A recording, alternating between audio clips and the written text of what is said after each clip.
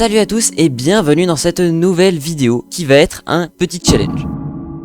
Donc, le challenge d'aujourd'hui c'est quoi? Et bah ça va être de buter le Lynel du plateau du prélude sans sortir du plateau du prélude. Je m'explique. Et avant tout, je préfère préciser pour tous ceux qui se disent que je raconte que de la merde et qu'il n'y a pas de Lynel au prélude, il y en a un mais en master mode. Donc du coup, oui, on sera aussi en master mode. Ah oui, et bien sûr, je m'interdis les techniques du genre tourner au-dessus du Lynel en BLSS pendant qu'il s'éclate la gueule lui-même avec ses flèches explos, hein, parce que c'est un peu trop cheaté. Ou alors aussi, j'utiliserai pas ce boulet en métal là, parce que pareil, sinon ça pète un peu le défi quoi. Et puis bon bah maintenant que les bases sont posées, on est parti.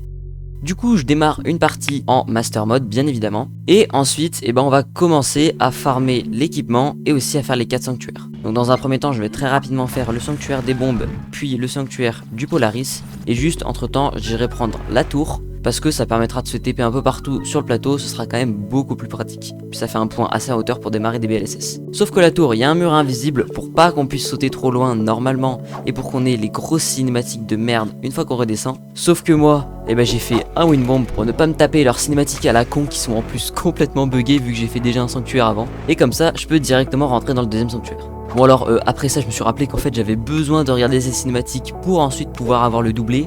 Du coup je me suis téléporté et je les ai regardés.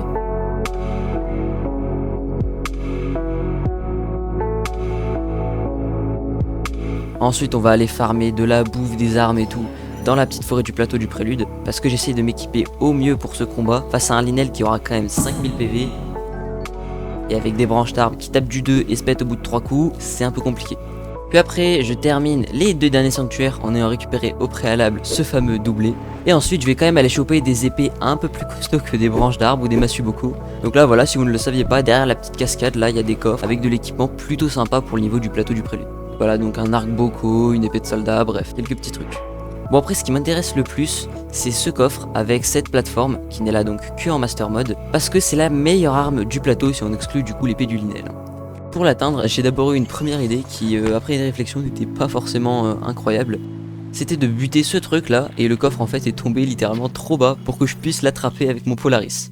Du coup, obligé de recharger la partie.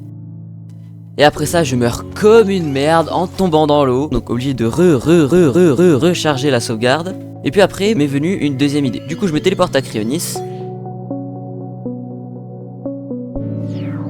Je me disais que si je faisais un BLSS en partant de Cryonis et en comptant la vitesse de déplacement de mon BLSS, il faudrait un saut à 20 degrés plus au sud en prenant le carré de l'hypoténuse du triangle ABC, puis avec le cosinus de mes couilles et en ajoutant un facteur X, soit la vitesse du vent. Bref, en fait, je saute comme une merde, je prie la déesse Ilia et on peut continuer.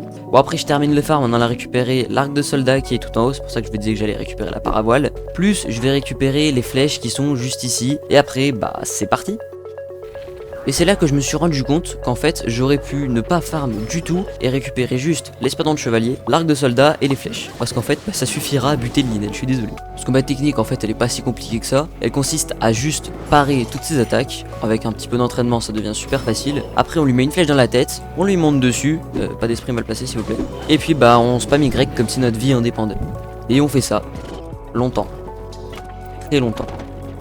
Très longtemps. One eternity later. Et au bout d'un moment, let's go, c'est fini. Donc merci d'avoir regardé cette vidéo. Je sais qu'elle est beaucoup plus courte que d'habitude.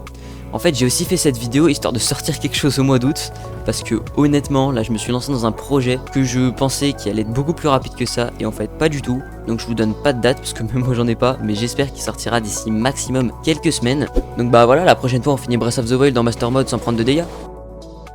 Non, je rigole. Ou peut-être pas. Allez, salut!